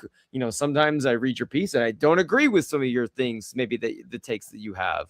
Sometimes I really do, but I always come away with a better appreciation for it because I really enjoy the time and energy that you do put in to make it a really thoughtful weekly read. I mean, thanks for saying that because that's kind of the idea of the whole column is to actually sit down for a minute every week and say, where are we with this thing? Like, is this the, end of the world as some people will make it to be, or is this the best thing ever as some other people are making it to be? Probably the truth lies around the middle, and it's probably not the best time to be watching Star Wars, but it's certainly not the worst. So, there's a lot of gray area in between, and we've been polarized in this regard very heavily in the past few years. I'm kind of an optimist here and would like to think that people just get tired of being hateful all of the time. And this doesn't even apply to just entertainment, like you were just mentioning politics, and I think it goes much beyond that, and it's just people's state of minds these days that they just are triggered very easily, and for things that are really not even like benign or not even that harmful, and they're just have to be angry at someone and about something. So yeah, it frustrates me a lot. I don't understand why people consume so much energy, with this kind of attitude. But I'm an optimist, and I choose to believe that the middle ground will prevail, and actually this hate-filled people or triggered people will just eventually come down because it's like unsustainable. I agree. We're taking Star Wars to the streets. That's what Luke and I are going to do a MegaCon next week, having conversations with people. I do remember the weird artist that we got roped into like a 45-minute conversation with last year. That was just like, he's a pretty weird dude. I'm like, Natasha like, Lee Bordizzo came over and she was really weird to me because it's like, dude, I think you're weird. I think she was probably really normal. Oh man, it was so. I want the version of the story. It was such a trip. Yeah. Tom, what would your recommendation be this week? What are you recommending people watch, listen, read, check out, something other than Star Wars? I think in light of our conversation, I haven't really caught up with stuff this past week. I've been kind of busy, but I think just as we were saying, to go out and when Manslayer was saying take it to the streets, have conversations with people in person.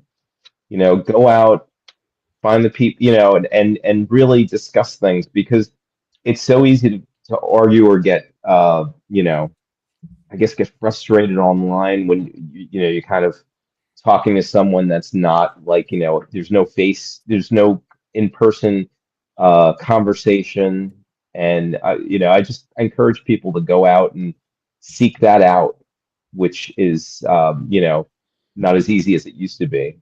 Try to find that common ground. So this is my TED talk. Well, I think that is a worthwhile TED Talk to have and to listen to for sure. Luke, you're not allowed to say the Dune, part 3 trailer because supposedly it has come out for another week or so. You're not allowed to real? say. I was seeing Rumored. like all over on my timelines, like it's rumored that like they're like next week they're gonna drop it or something. Okay. I've seen the I'm so rumor. disconnected these days.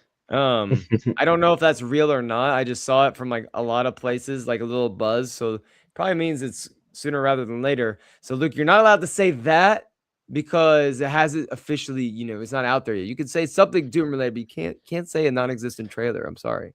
I did get really into Dune this past year, but okay, I got a quick double header because I haven't been on the live show for a minute. So the wife and I finished Arcane season 2. I think Arcane is a beautifully animated show.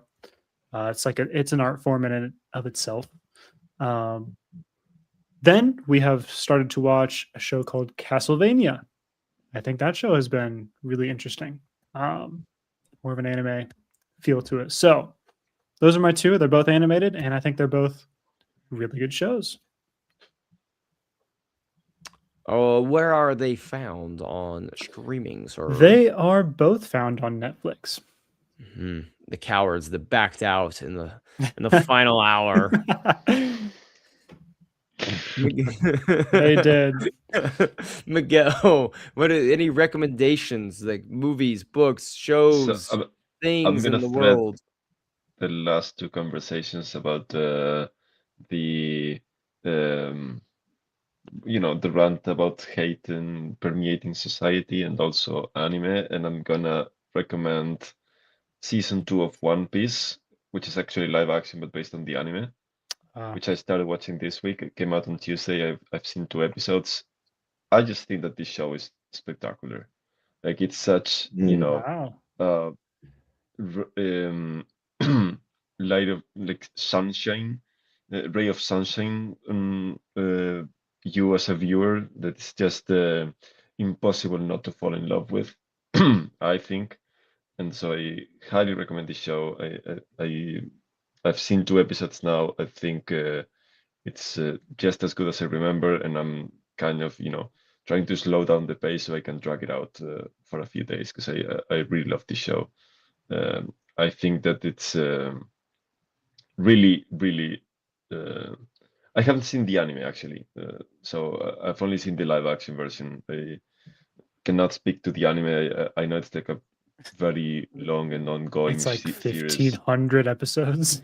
Yeah, I'm not really maybe at some point I will, hit play on one or two of them. I'm not really looking forward to engaging on a 1500 episode marathon.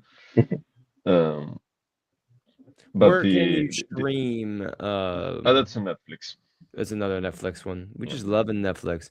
I'll say two that I am the Starfleet Academy, of course. Go watch some Star Trek. I just Star Trek in general. Like I just always am trying to plug people into the Star Trek community. I love Star Trek.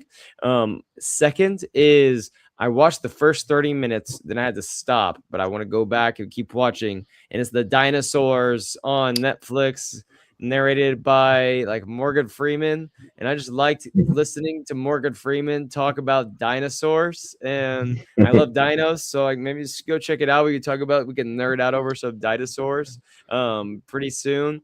And then I do have I also, my recommendation is go watch Shea Gilgeous-Alexander, the Oklahoma City Thunder, as he just broke the record set by Wilt Chamberlain in the 1960s for most consecutive 20-point games with 167, 20-point games, 20-plus point games in a row, which is insane. It is insane in 2020, the year of our Lord 2026, that SGA is breaking Wilt Chamberlain records. So if you're into basketball at all, stop denying yourself Do the not greatness that exists, because he is the greatest scoring guard since Michael Jeffrey Jordan. And is He's not the greatest free throw shooting guard since Michael Jeffrey Jordan. guess how many free throws he shot on his 35.15 game against the Denver Nuggets, where he hit 2 gamers. 4. The free throw whole thing is so overblown. He's one of the greatest shot creators of all time, one of the greatest shot makers of all time. We are witnessing the greatest Making guard shots of our from the free throw line. generation. He's like 15th in the league in free throw rate. Stop. He's like 15th in the league in free throw rate. Not even close. He's the only guard to average 30 on that level of shooting. Yeah, talking about free throws. He's shooting like 60% from the floor as a guard. No one's done this since MJ. You may never see this again in our generation. So go watch yourself, the generational hooper. Until next year when the Pacers have DJ Diabanta. We'll see. Anyway, for Light and Life, everyone, thank you for watching. We appreciate it. We'll check it out next week. We'll wrap up here at an hour and 52 minutes. We'll be back. Star Wars News at Live next Thursday night, 10 o'clock Eastern time.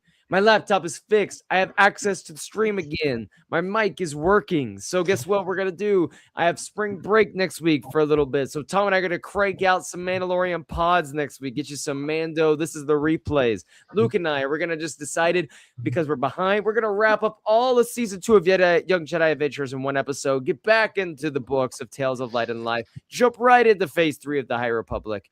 It's all happening. Check it out. Go follow me on TikTok at Star Wars Book Dude.